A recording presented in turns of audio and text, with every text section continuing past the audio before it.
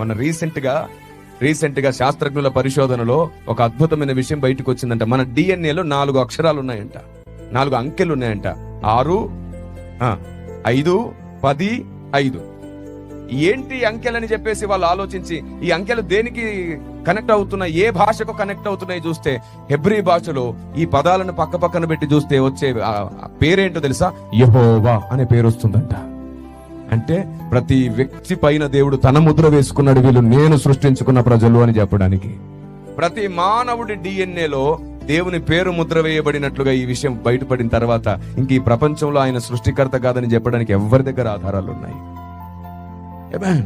ప్రతి మానవుడి డిఎన్ఏలో ఉన్నటువంటి అంకెలను అక్షరాలతో జతపరిస్తే యెహోవా అనే పేరు వస్తుంది.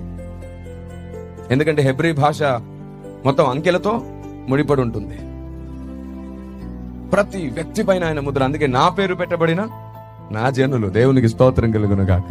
కాబట్టి చివరికి మానవ శరీరము కూడా మాట్లాడుతుంది ఆయనే దేవుడు అని చెప్పడానికి.